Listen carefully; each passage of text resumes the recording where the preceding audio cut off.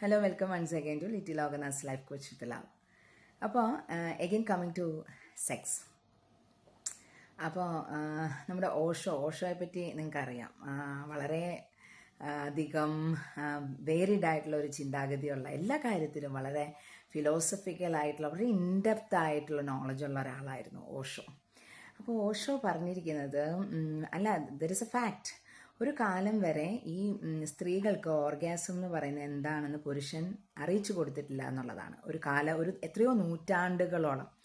കാരണം അത് അറിഞ്ഞു കഴിഞ്ഞാൽ സംഭവിക്കാൻ പോകുന്നത് men lose energy after intercourse and women attain energy after intercourse. അപ്പോൾ പുരുഷൻ പേടിച്ചിരുന്നു സ്ത്രീകൾക്ക് തങ്ങളെക്കാട്ടിലും എനർജി കൂടുതലായി കഴിഞ്ഞാൽ ഇതെന്ത് സംഭവിക്കും എന്നുള്ള പുരുഷൻ്റെ ഭീരുത്വമാണ് നൂറ്റാണ്ടുകളോളം ഈ രതിമൂർച്ച അല്ലെങ്കിൽ ഓർഗാസം എന്താണ് എന്ന് സ്ത്രീ അറിയാതെ പോയത്. അപ്പോൾ still now in our society many are not known about this. കാരണം ആരും പറഞ്ഞു തന്നിട്ടില്ല. പെണ്ണുങ്ങൾ അവർക്കുള്ള ഇമ്പോർട്ടൻസ് വെച്ചിട്ട് അവരത് അനുഭവിക്കാതിരിക്കുകയോ ആർക്ക് ഛേദം എന്നുള്ള രീതിയിലാണ്. പക്ഷേ അതില്ലാത്തൊരു എന്തിനൊരു ക്ലൈമാക്സ് ഇറ്റ് ഇസ് നീഡഡ്. ആ ക്ലൈമാക്സിൽ അൾട്ടിമേറ്റ് പ്ലഷർ കിട്ടുക എന്നുള്ളതാണ് ഏതൊരു ബന്ധത്തിൻ്റെയും അടിസ്ഥാനം എന്ന് പറയുന്നത്. ആൻഡ്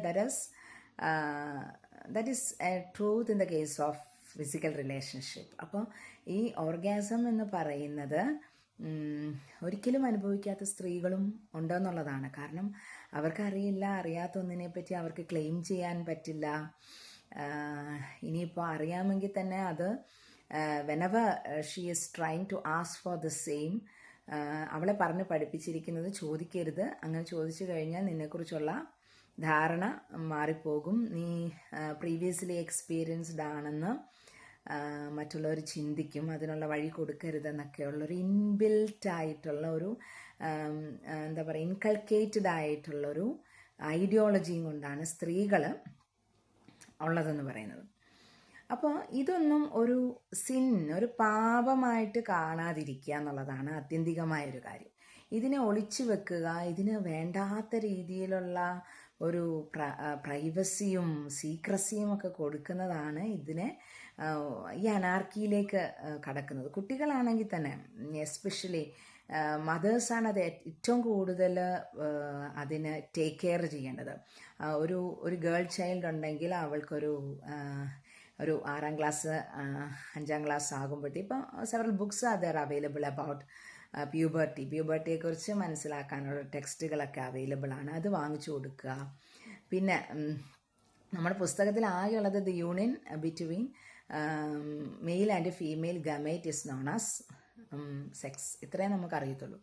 അത് മാരിറ്റൽ റിലേഷൻഷിപ്പിൽ എങ്ങനെയാണ് രണ്ടുപേര് തമ്മിൽ അതിൻ്റെ ഒരു റിതം എന്താണ് എന്നുള്ളത് ആരും നമുക്ക് പറഞ്ഞു തന്നിട്ടില്ല. ഇതൊന്നും അറിയാതെ ബ്ലാങ്കായിട്ടാണ് ഇപ്പോഴത്തെ കുട്ടികൾക്ക് അറിയാമെന്ന് പറയുന്നു. അവരിത് കാണുന്നതല്ലേ, അതല്ലല്ലോ ശരിക്കും ഒരു മാരിറ്റൽ റിലേഷൻഷിപ്പിൽ വരുമ്പോൾ അതല്ല സെക്സ് എന്ന് പറയുന്നത്. അവിടെ ദ ലാസ്റ്റ് വേർഡാണ് ആ ഇൻ്റർകോഴ്സ് എന്നുള്ളത്.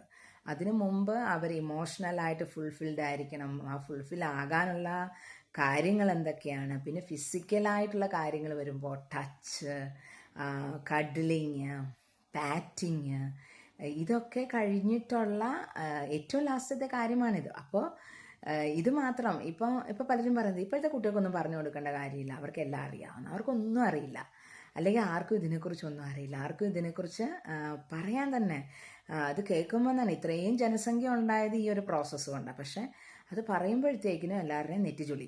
അത് പറയുന്നവരെ പറ്റിയിട്ടുള്ള അവരുടെ കാഴ്ചപ്പാടോ അവളെ ഇത് പറയുന്നതിൽ അവൾ വളരെ മോശം എന്നുള്ള രീതിയാണ്. മോശത്തിൻ്റെ കാര്യമൊന്നുമില്ല. എവറിത്തിങ് ഈസ് സയൻസ് എന്നുള്ള രീതിയിലേക്ക് എടുത്തു കഴിഞ്ഞാൽ ഒരു ബന്ധം ബ്യൂട്ടിഫുള്ളായിട്ട് നിലനിർത്തിക്കൊണ്ട് പോകണമെങ്കിൽ you should have knowledge about that. നിങ്ങൾക്ക് അതിനെ പറ്റിയിട്ടുള്ള നോളജ് ഉണ്ടായിരിക്കുക എന്നുള്ളതാണ്. എവിടെയും എക്സ്പെർട്ടൈസ് വേണമെങ്കിൽ നോളജ് വേണം. അല്ലാതെ 10-30 വർഷക്കാലത്തോളം കഴിഞ്ഞിട്ട് എനിക്കന്ന് അങ്ങനെ ആകാമായിരുന്നു, അങ്ങനെ ആയിരുന്നെങ്കിൽ ഞങ്ങളുടെ ബന്ധം കുറച്ചും കൂടെ ദൃഢമായി പോയേനെ, അല്ലെങ്കിൽ എനിക്ക് ഡിവോഴ്സിന് പോകേണ്ടി വരത്തില്ലായിരുന്നു എന്നൊക്കെയുള്ള ഒരു കുറ്റബോധവും റിഗ്രറ്റും ഗിൽറ്റ് ഫീലിങ്ങും ഒക്കെ തോന്നാതിരിക്കണമെങ്കിൽ നിങ്ങൾ അറിവുള്ളവരോട് ചോദിച്ച് മനസ്സിലാക്കുക, അല്ലെങ്കിൽ സ്വയം മനസ്സിലാക്കാൻ ശ്രമിക്കുക. സ്വയം മനസ്സിലാക്കാൻ ശ്രമിക്കുക എന്ന് പറഞ്ഞാൽ you should act or you should play actively in sex. അതിൽ പാസീവായി പോയെങ്കിൽ തീർന്നു. അത് നമുക്കൊക്കെ ഇൻറ്റ്യൂറ്റീവായിട്ടുള്ള കാര്യമാണ്. അത് പ്രത്യേകിച്ച് ഒരാൾ, കാരണം എവറി വൺ ഈസ് യുണീക്ക്. ഒരാളിൻ്റെ സെക്സ് കൺസെപ്റ്റ് അല്ല വേറൊരാൾക്കുള്ളത്. അതുകൊണ്ട് നമ്മൾ തന്നെ അതിന് അല്ലേ, നമ്മളിപ്പോൾ ആദ്യം അങ്ങനെയാണ്, നടക്കാൻ പഠിക്കുമ്പോൾ എഴുന്നേക്കും, മുട്ടിലഴിയും, എഴുന്നേക്കും, വീഴും, നടക്കും. നടന്നു കഴിഞ്ഞാൽ പിന്നെ ഓടുക, പിന്നെ അതിലുള്ള എക്സ്പെർട്ടൈസ് എന്ന് പറയുന്നത് നമ്മൾ തന്നെ ആർജിച്ചെടുക്കുന്നതാണ്. അപ്പം ഇത് ഇൻറ്റ്യൂറ്റീവായിട്ട് it is there inside every one of us. അപ്പോൾ അതിനെ പോളിഷ് ചെയ്ത് ഡിസ്കഷൻ, അതാണ് വേണ്ടത്. Discussion between the partners. എന്താണ് ഒരാളിൻ്റെ ആവശ്യം, എങ്ങനെയാണ് ഒരാൾ ബ്ലിസ്സിലേക്ക് എത്തുക എന്നുള്ളത്. ഇനിയും എസ്പെഷ്യലി ഇറ്റ് ഈസ് അബൌട്ട് ഫോർ പ്ലേയെ പറ്റിയിട്ടാണ് മിക്കവരും സംസാരിക്കാറ്. That's again the part of മെയിലിനാണ് ഫോർ പ്ലേയിൽ കൂടുതൽ പ്രാധാന്യം എന്ന് പറയും.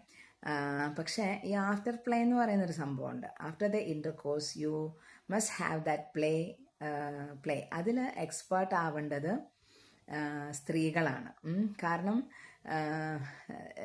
It was A stop four man at the time of intercourse.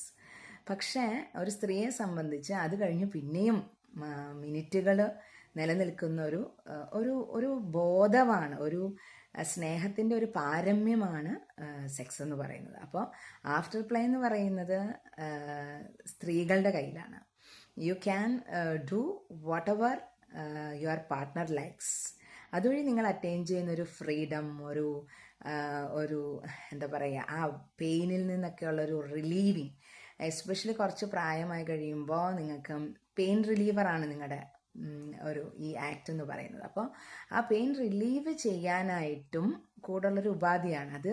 അതിലൊരു ടച്ച് ഓഫ് മാജിക് കൊണ്ടുവരിക എന്നുള്ളതാണ് സെക്സിൻ്റെ ആഫ്റ്റർ പ്ലേ കൊണ്ട് ഉദ്ദേശിക്കുന്നത്.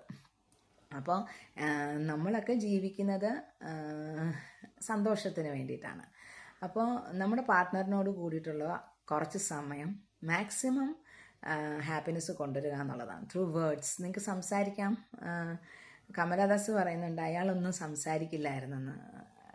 അപ്പോൾ സ്ത്രീകൾ സംസാരം കേൾക്കാൻ താല്പര്യമുള്ളവരാണ്. അപ്പോൾ വേറെ ഒരു എന്തെങ്കിലും ഒരു ഇൻ്റർഫിയറൻസ് വന്നാൽ അവരുടെ കോൺസെൻട്രേഷൻ പോകും എന്നുള്ളതും അതിൻ്റെ കൂടെ ഉണ്ട് കേട്ടോ. അപ്പോൾ നിങ്ങൾ സംസാരിക്കൂ, അതിന് സമയം നോക്കണ്ട. നിങ്ങളുടെ സംസാരം കേൾക്കാൻ എപ്പോഴും കാത്തിരിക്കുന്നവരാണ് സ്ത്രീകൾ എന്നുള്ളതാണ് ഒരു വലിയ വാസ്തവം. Thank you so much. Little Agnes life coach with love.